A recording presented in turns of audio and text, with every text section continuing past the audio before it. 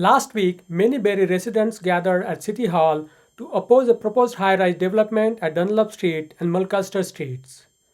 The 25-story project, which includes 160 residences, 130 parking spaces, and ground floor commercial units on 0.38 acres next to Sam Cancilla Park, requires rezoning approval. After the Affordability Committee meeting, Barrie resident Bill Hunter told Simcoe Community Media his concerns about obstructed views, increased traffic and an already congested intersection, parking shortages, and the site's fragile soil conditions. We're concerned about the loss of view.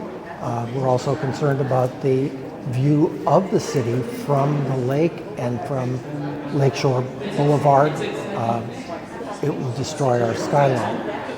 But the biggest issue in the meeting was traffic. And that, I think, is a very real concern because of the proximity of both this building and the proposed, our building, and the proposed building is the intersection of Mulcaster and Dunlop and the traffic light there, and that is already a highly congested area. I'm not sure how it is that the developers' study failed to recognize that. We deal with that on a daily basis.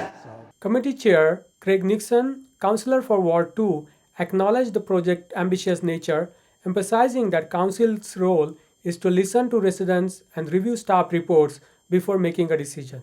He also told the representative of the developer that if they want to sell the property, City can buy it. A representative from Blackthorn Development Corporation defended the plan, citing a recent Ipsos poll showing 43% of young Canadians between the ages of 18 and 34 would prefer to move to the US due to housing shortages. He argued that privatizing cars over dense urban development isn't sustainable. This public meeting was an early step in Barrie's planning process. The rezoning application will now be reviewed by city staff before a final decision by council. Following is our interview with Bill Hunter and coverage of the meeting. Well, I think the vast majority of the people here were from Bayshore Landing. And as the comments in the meeting indicated, the people there are quite concerned about the impact this new building will have on our lives. We're concerned about the loss of view. We're also concerned about the view of the city from the lake and from Lakeshore Boulevard. It will destroy our skyline. But the biggest issue in the meeting was traffic. And that, I think, is a very real concern because of the proximity of both this building and the proposed, our building, and the proposed building is the intersection of Mulcaster and Dunlop and the traffic light there, and that is already a highly congested area. I'm not sure how it is that the developers' study failed to recognize that. We deal with that on a daily basis. So I think that's why so many people. I think there are 300, but it's two buildings, so it would be 150 in each roughly, maybe 140. One of the things that I think is kind of a difficult concept to work with is what one of the speakers raised about the soil on that site and the fragility of the soil on that site. And I think we are quite concerned about the possibility that that building will be built in an unstable spot, or that it will require such deep pylons that will be installed over a long period of time and very disruptive to the environment in terms of the noise, but also potentially in terms of ground movement that might affect our building and other buildings in the neighborhood. And how big is this the proposed building? How big is the development? 25 stories, which at present is outside the official plan, but a new official plan is coming out that would permit 25 stories. Well, I'm not sure what to expect because there are far too many things to be considered, but I was very pleased by the chairman's note at the end inviting the developer to consider the possibility that they might want to sell that property, that land. I certainly would be happy to see somebody do something else rather than a 25-story building in that location. The report that they have shows very little traffic on that intersection. That's simply not accurate. The times of day, the times of year, there's a lot of variation, but we find that we frequently have to wait for an extensive period of time if we're going to make a left turn into our building. Or we have to go around and about to get to a place where we can make a right turn into our building. And our building has nowhere near the complications for parking that the proposed building would have, especially when one considers that their parking entrance would be almost directly opposite of our parking entrance, both of them very close to a traffic light. So if there's any congestion at the parking at the driveways, that will back up to the traffic light and cause disruption there. It's just too busy a spot for a development the size of the one proposed. I think everyone who lives in and around the area we live in chose to be there because of the proximity of Heritage Park, Sam Cancilla Park, the beauty of the lakeshore in Barrie, and to have a 25-story, looks like stainless steel tower in the middle of pretty much nowhere would really be disruptive to that ambiance. I'm not sure what impact it would have on things like the various festivals that we have throughout the year, but I am very concerned about the impact on traffic. And I also was impressed by the woman near the end who talked about the challenge for pedestrians. I walk downtown a lot, and she's quite right that vehicles coming up Mulcaster are very impatient to make their right turn, especially in winter when they're going uphill on snow. And that's a hazard for particularly older residents who are trying to cross the street. I will now call upon Maurizio Rogato, David Riley, and Andrew Shields of Blackthorn Development Corporation to provide the presentation concerning the zoning bylaw amendment application 149, 151, and 153 Dunlop Street East and 5 Mulcaster Street.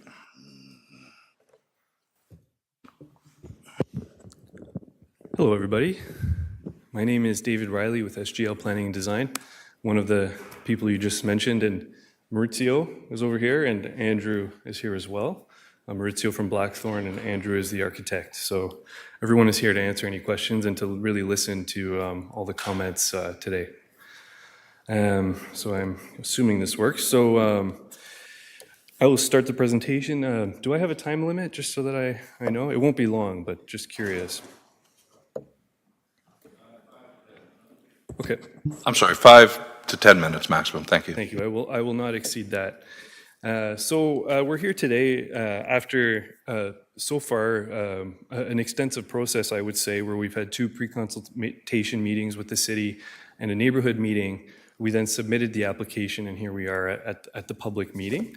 Between the neighborhood meeting and where we are today, we did make some changes to address some comments, but I'll run through where we're at. So here we have the subject site on the southeast corner of Dunlop and Mulcaster. Many of you will be familiar with this site. Generally, the surrounding uses to the north, we've got commercial and retail uses along Dunlop, and of course, the Bayshore Landing mixed-use building and the 2 towers with that building. To the east, we have Sam Cancilla Park directly beside the subject site. And then further east, we have the Lack House condominium that was recently constructed.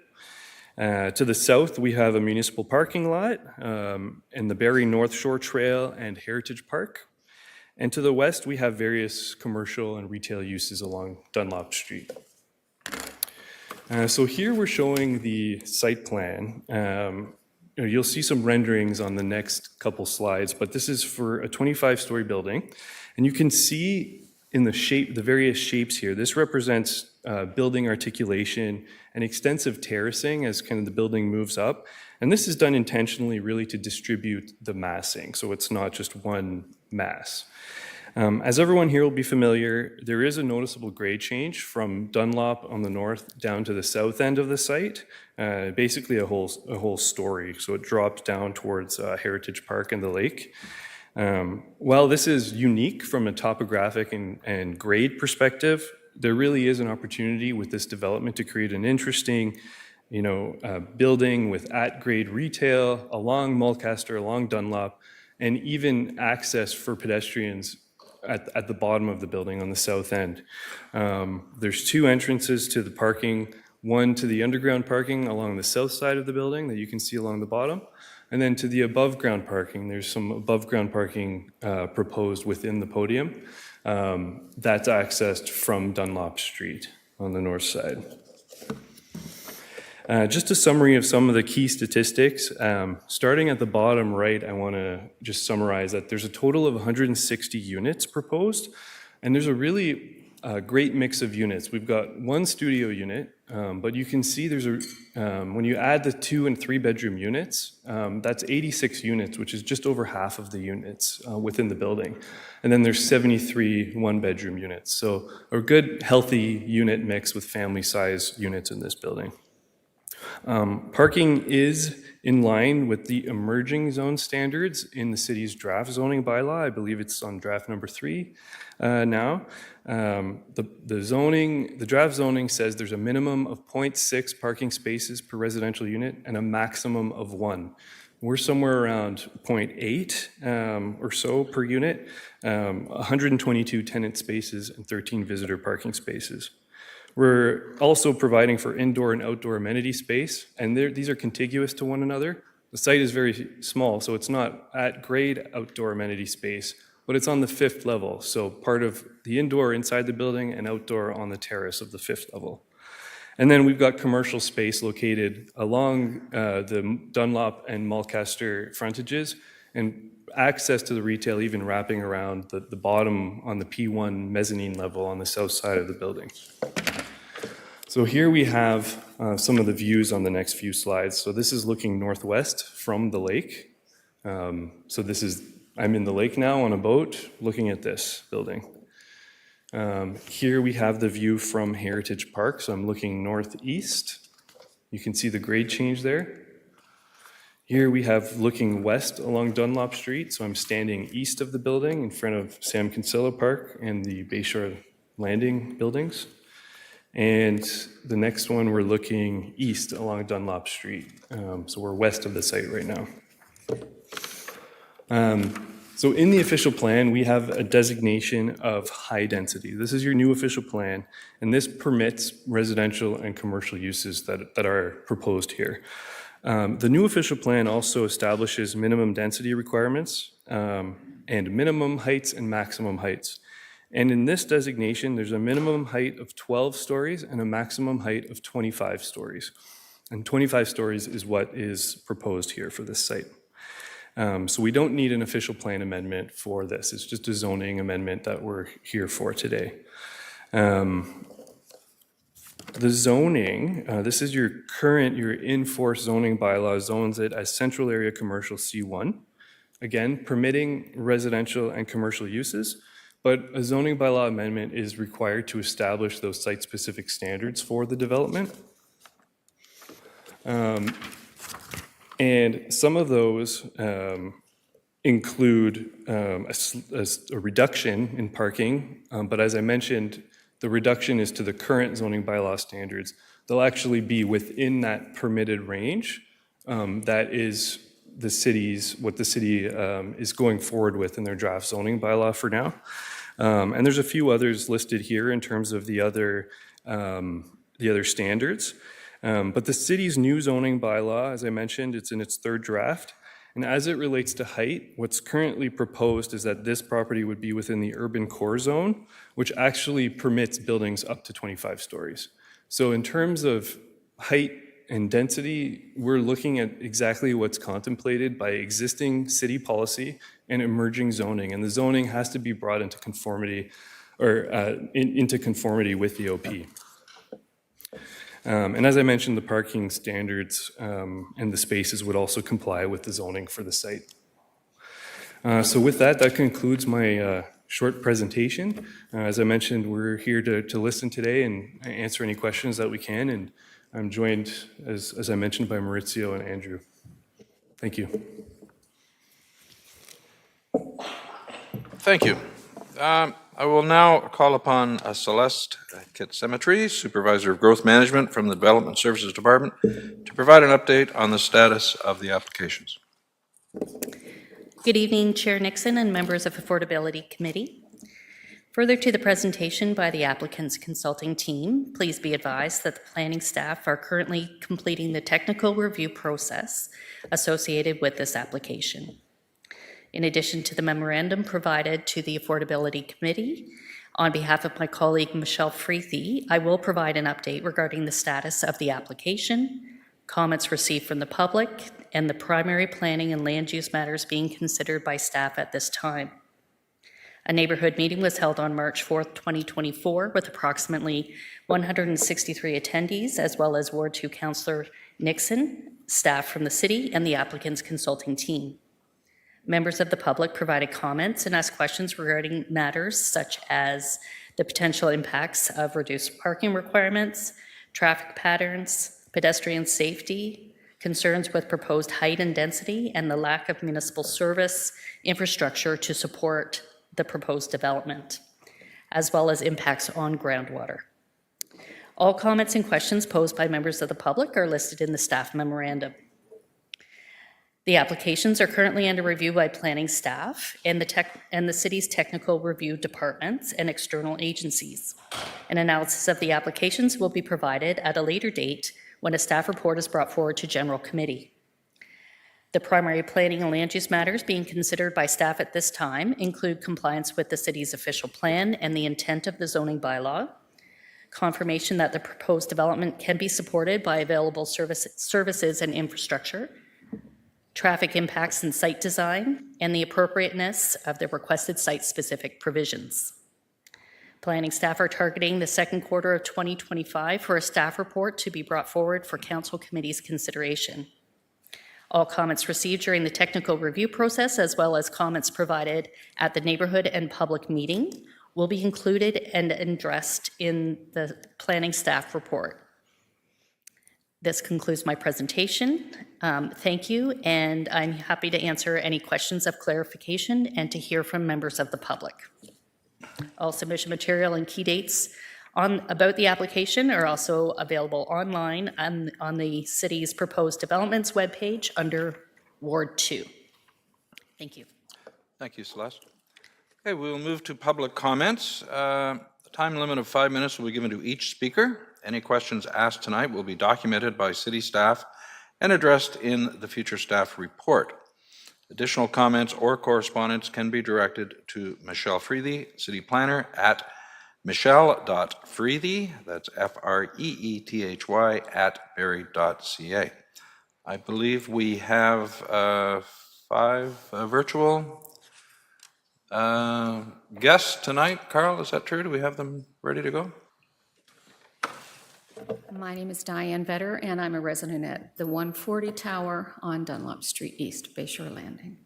I have agreed to speak on behalf of Mr. Rowe if he's unable to get through due to technology issues, and I do have his notes, but I will save that for later in the hopes that the technology can be resolved. I would like to address the photos that the developer has kindly provided for us earlier, showing exactly what we will see on the corner of Dunlop Street and Mulcaster should this proceed.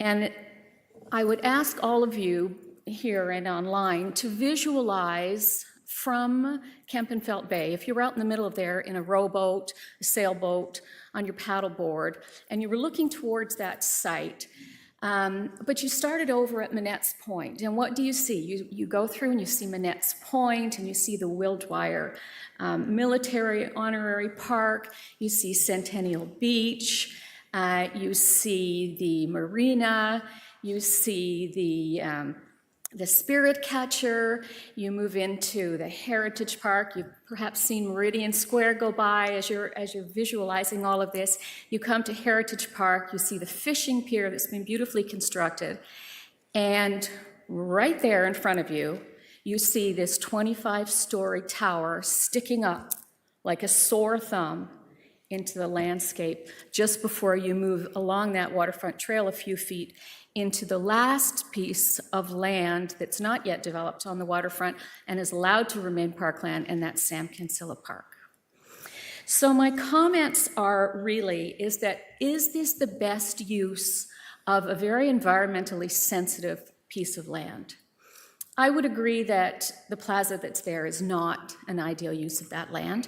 I understand that it's a privately held piece of land, and I understand that it needs to have changes there. And to be honest, I don't know what those changes are going to be or should be, but I know that they should not be a 25-story tower. Just off the top of my head, what about an environmental science facility open to the public and serving the students at Georgian College?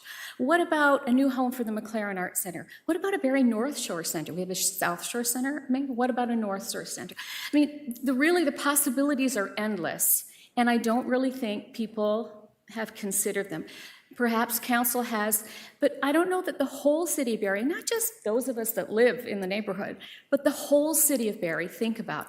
This one piece of land we're discussing is the very last jewel of open waterfront land when you start that scan from Manette's Point and come all the way across to Sam Cancilla Park. The very last piece. So what I would like to do is to challenge all of you on council and all of the residents from Bayshore Landing and the citizens of Barrie at large.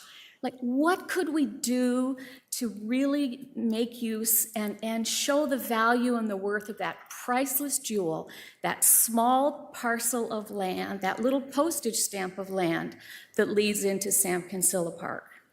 And in doing so, I ask you all to dream big and say no to the nightmare that's being proposed tonight. Thank you.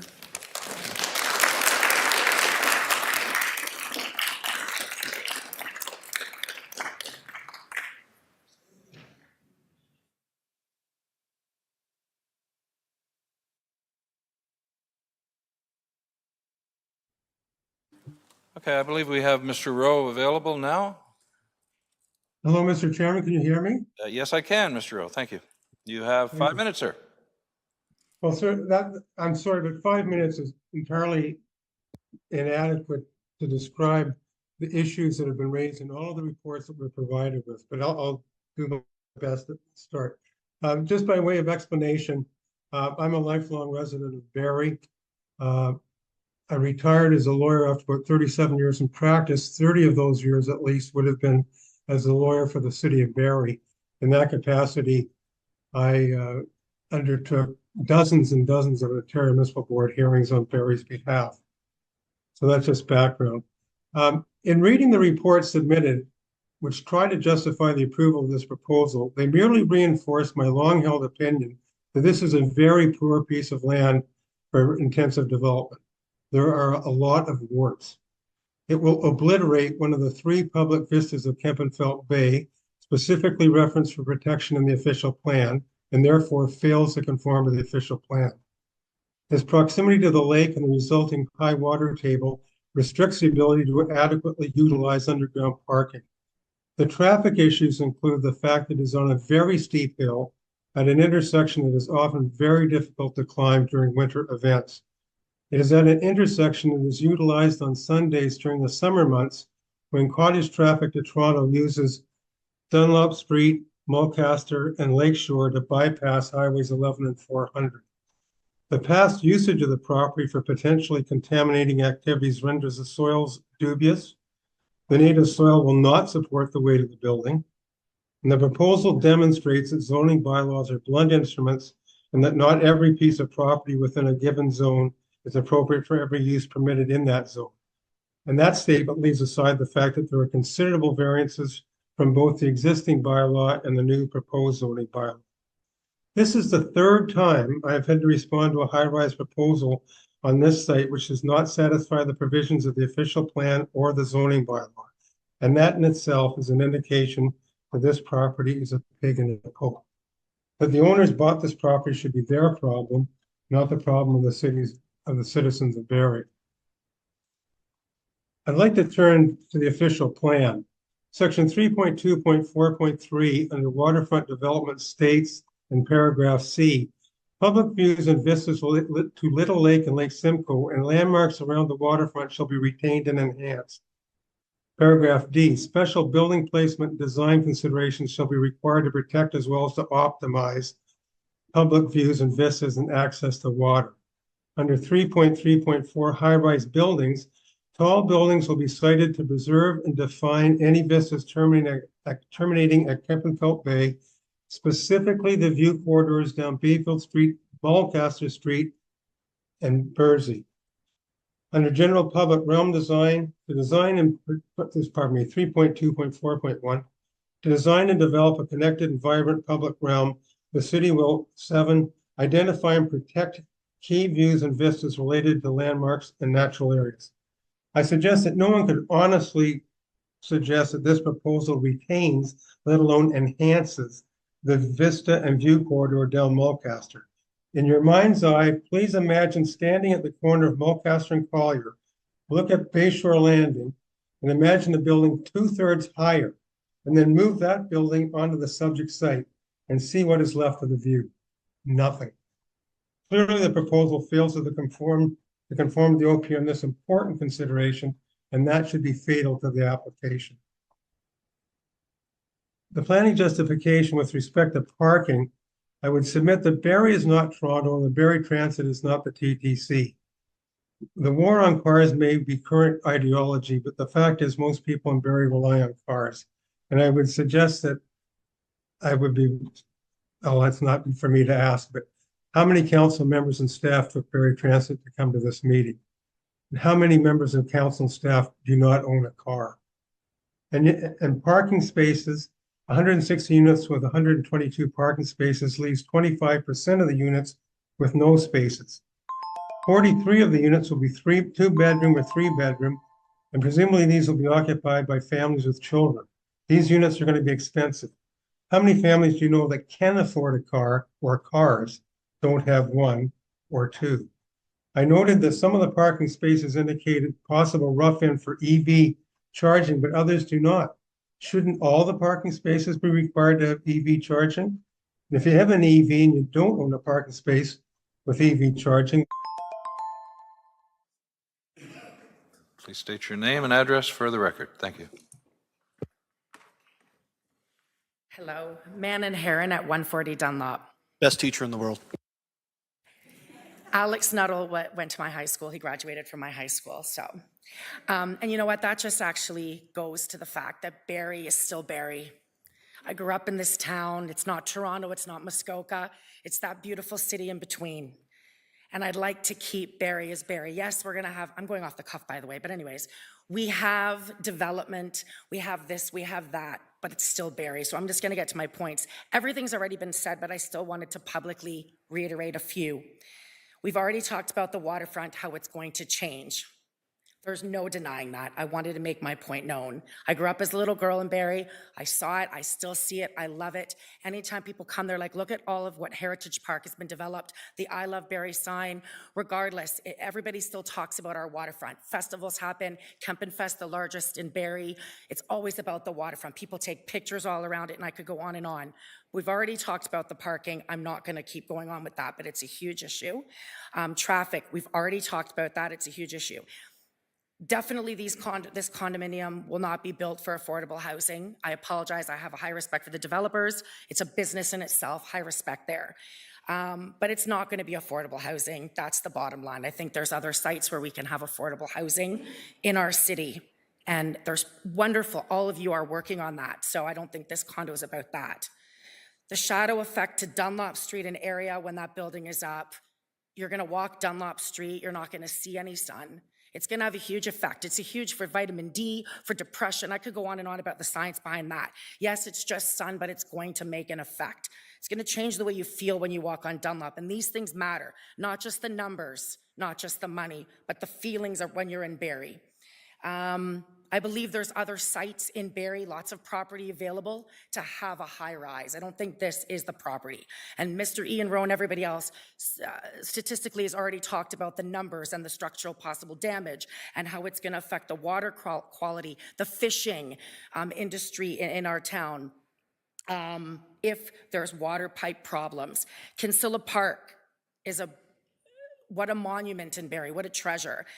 Can we not put something a little bit more appropriate? I agree with Diane Vetter, in that spot.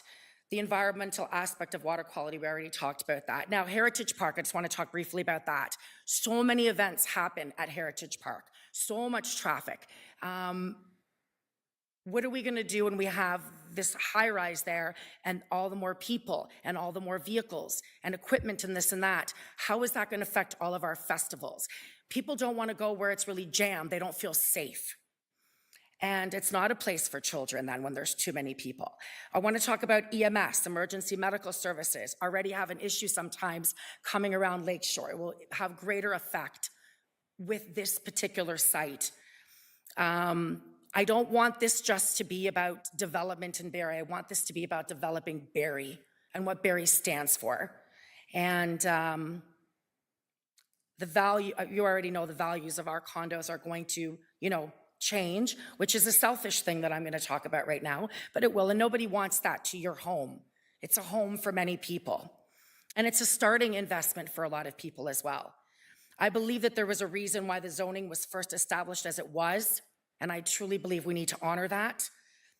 Again, there's a difference between Toronto and Muskoka, and that's us, we're Barrie. We're right in the middle, and I want to keep that. I believe it's just too high and too heavy for that site, and I agree with all the speakers, and thank you for your consideration. Thank you.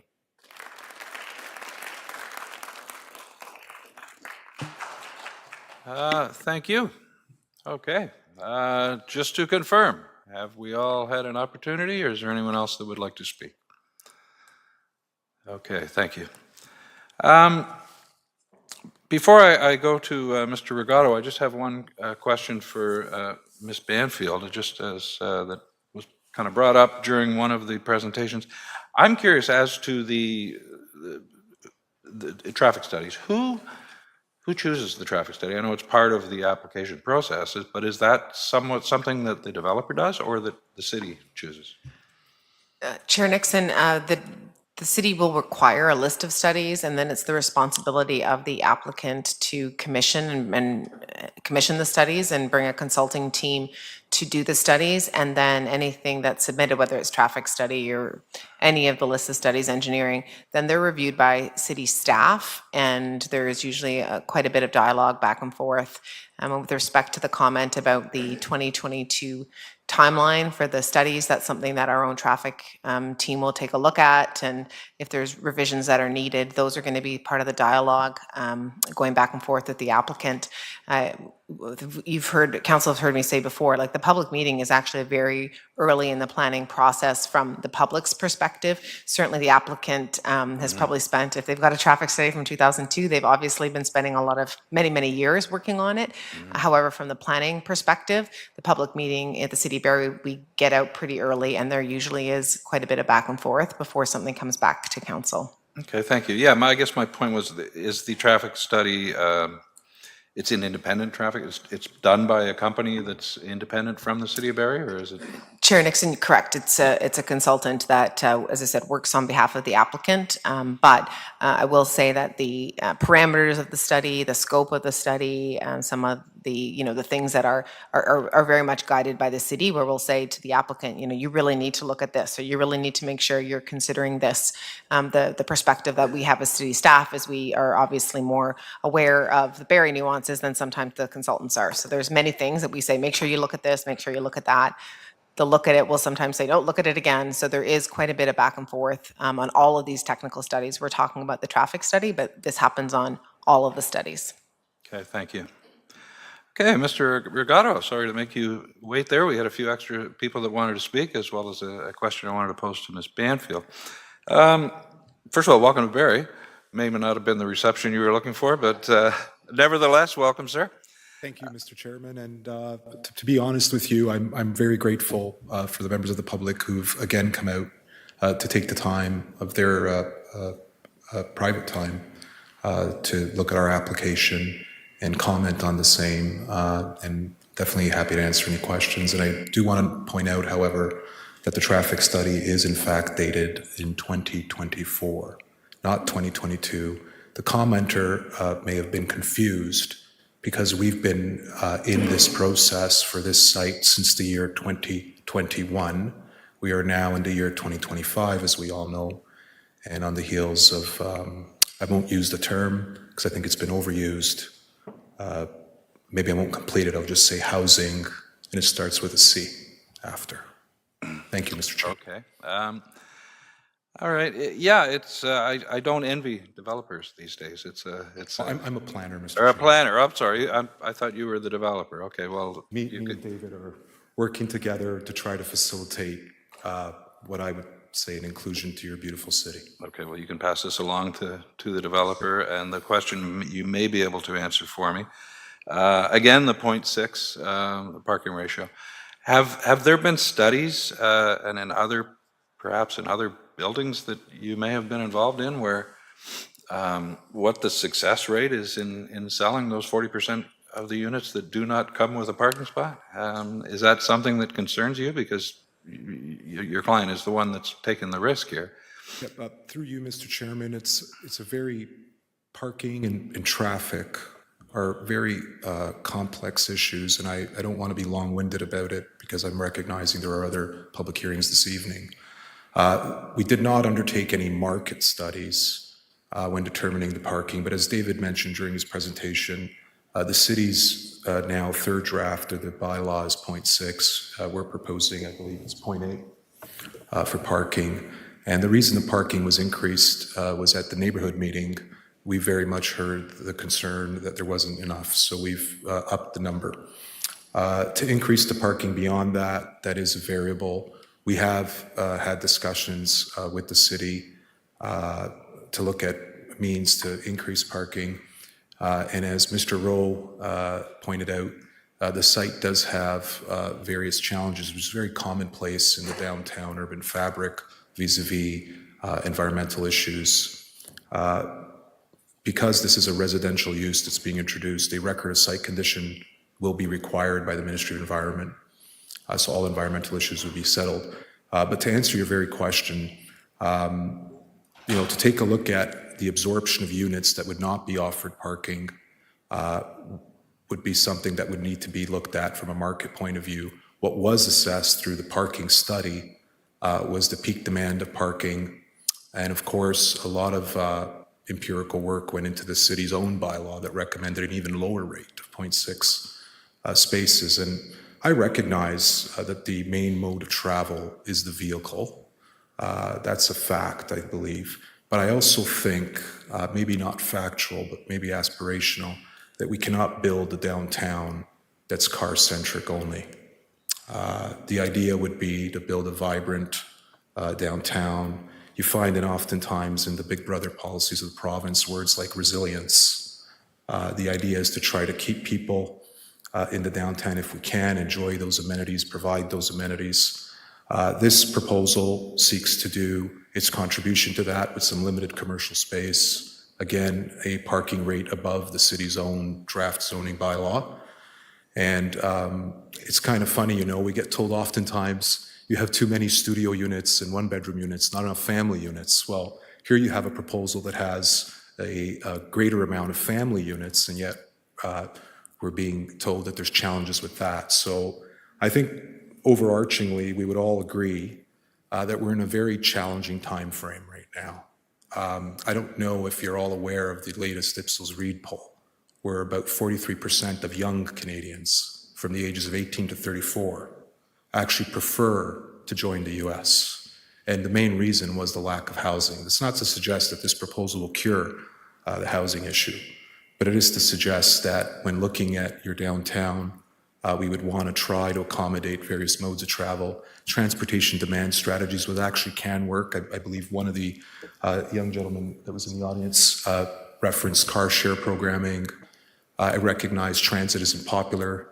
Although I grew up on transit, I still didn't like it at the time. I would have rather been in an air-conditioned vehicle, of course. But something's got to give. That's where it falls into here. And we need to find a way to provide housing options. And frankly, I don't think we can build a downtown around motor vehicles, because I don't think the outcome of that will ever work. We go to great cities around the world and we come back and say, wow, that was a great place. The last thing they're doing in those cities is driving cars. Thank you. Okay, thank you. Yes, I agree 100% that it is a very challenging time to be building anywhere, whether it's in Canada or the United States. There are housing issues in both countries, and as a council and as a city, we want units. We need more units. I think that any opposition that you're going to hear about this is not about the number of units. It's about the location, and the location is very near and dear to a lot of people's hearts. Not only is it in front of the lake, in front of the bay, but it is kind of in the middle of two park settings, so it's very unique. And as you mentioned, the development building business today is very challenging. This is an ambitious proposal. It's very lengthy. It goes on for years and years and years, and it's an unstable market. We know that. Having said that, we do not have the ability to tell. Our job here is to listen to the neighbors, listen to the residents, read the staff reports, and go from there. It does take a while. But should your client decide that this lengthy process and this challenging endeavor is something that they choose not to do, and they want to sell that property, you know how to get hold of us. So I'll just put that out there right now. So thank you very much. That was the update from Barrie City Hall. Thank you for watching.